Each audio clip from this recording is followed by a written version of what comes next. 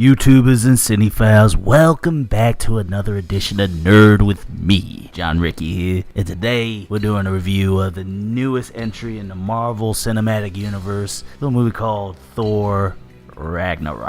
Now let's be honest, out of the MCU movies, Thor, even though well acted, it has a great cast. You got Chris Hemsworth, Anthony Hopkins as Odin, that's perfect. Tom Hiddleston is a revelation as Loki, and the best villain in MCU. I guess technically now a little bit of an anti-hero type of thing, whatever. Great cast. Unfortunately, their movies, the first two, have been lackluster. I like the first one. The first one was alright. I just felt like it's a been there, done that sort of thing. The second one I actually like better. A lot of people thought that was worse. I thought it was better. I guess I'm in the minority about that. This one, Thor Ragnarok. You might as well shouldn't call it a part 3. It's more of like a reinvention, a reintroduction of the character as this campy space adventure with, Shakespearean type undertones compared to the first two that were straight up trying to be right out of Shakespearean play, which it worked to some effect, but it just seemed like it just didn't jar that well in my opinion. But man, this from the first trailer, you can tell they are going in a completely different direction, how kind of absurd it is. And I don't really know that much about the Thor comics or whatnot, but you gotta figure he probably has like the most weird rogues gallery of them all comparatively. So them going in a more comedic direction seems appropriate. Just make fun of the absurdity of Thor as a character. A very subversive approach to the other two, which really defines it, and it's definitely the best one in the series so far. So in this installment, Thor is searching for answers to the vision that he had in Age of Ultron about Ragnarok coming to Asgard. And he's going all across the universe to find clues as to why, and that's where we meet him first, imprisoned on the other side of the universe, talking to a mystical being called Surtur, who's destined to bring about Ragnarok. Now, from the jump, from this first scene, you get a completely different Thor in this movie. But it's an acceptable one, in my opinion, because they really just took, if you've seen the Marvel one-shot with Thor living on Earth and having a roommate, I forget exactly what it's called, but it's hilarious, it's funny, you don't really expect it from it. They basically just took that short and really just put it in long form with probably one of the darkest storylines in Thor's comic history. Thor is basically like a big dumb jock to an extent, who's all about the fight. He's always been about the fight, but didn't really think with his head to an extent. Very flawed person, but always relied on Mjolnir, I think his hammer's called. And they exploit these qualities like in everything that's Thor. It really is a subversive take on the Thor character, where you're just like, wow, okay, the fact that he always has his hammer and it's always flying elsewhere, they really subvert that and make fun of it in such an effective way. And it's just like, oh my god, you're laughing your ass off the whole time. This movie is a completely different beast from the first two. It has the main word you think of with this film is that it is fun. The new additions are fun. The relationships between the characters, especially between Hulk and Thor, is amazing. But you know what? That's the thing. They really preface the Hulk-Thor relationship. But you know what? This is just as much a Loki-Thor film as well.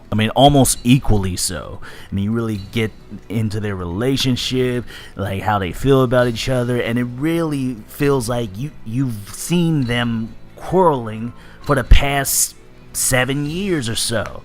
Because the way they act, they seem like brothers. They feel like brothers that done some stuff and just really hate each other. And it's very, very hilarious and even poignant at certain times. On top of that, I mean, you get really good characterizations and introductions to new characters like Valkyrie, played by the beautiful and very, very talented Tessa Thompson. And they give her just enough screen time to really get to know her. I feel like you learned a good amount about her. You really get to see her origin. And the origin is beautifully shot. I mean, it looks like a matte painting. It looks like something that you can put on a museum wall. The way they filmed her introduction, her origin of how she got onto the planet that most of this movie takes place on. Man, I'll tell you what though, Marvel knows how to attract talent, man.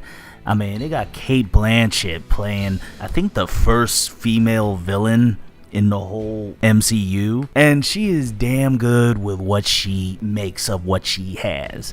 I mean, she definitely whoops ass. You can feel the threat, but then again, like most Marvel films, the villain is kind of like this side. It's really just this side character that's over on their side of the story. Only shows up every blue moon, but you know, when she shows up, you feel her. You're just like, wow, okay, she's just electric, and you feel the threat. But to be honest, like, that's actually one of the weak points of the movie, is the fact that the villain isn't there enough, and feel like she doesn't really do too much. And the story, you know, it come to think about it, it's really kind of thin, you know, kind of basic.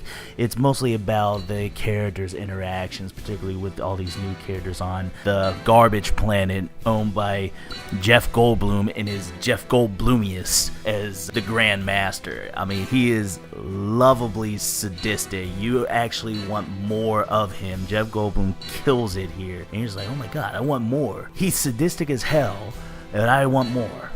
But the film is directed by a man named Taika Waititi.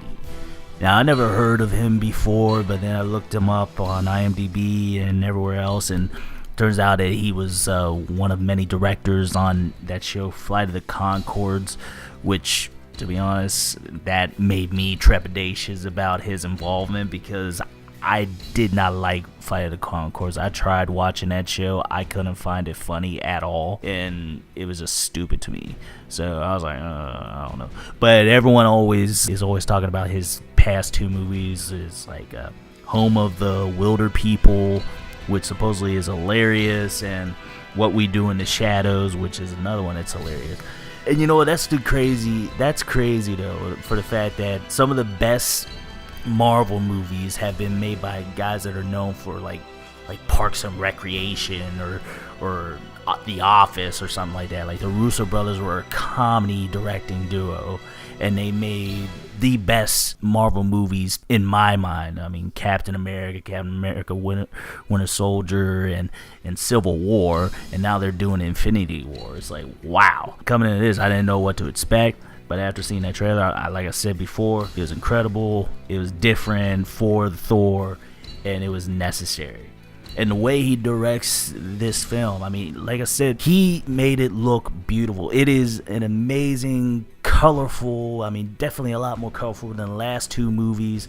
And it is just, wow, just great to look at. Great performances all around, including by Carl Urban, even though his character was like okay or whatnot.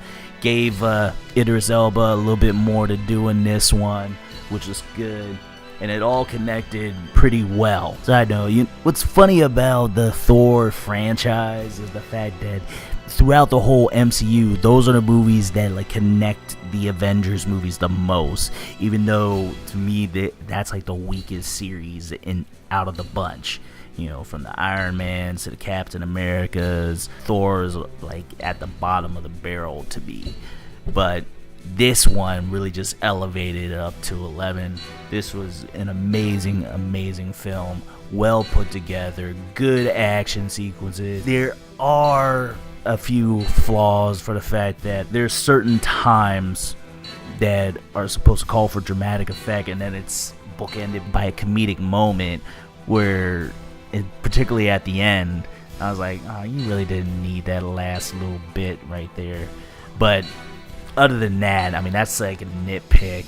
Still had immense amount of fun in this film. And for that, I give Thor-Ragnarok. I'll be back. Yeah, I would go see this again. It's a fun time at the movie. Check it out if you haven't already. To me, it's definitely a step ahead for the Thor franchise. I mean, it is completely different experience than the other two, and a welcomed one. Anyway, YouTubers and City Files, thanks for listening, and I'll see you next time.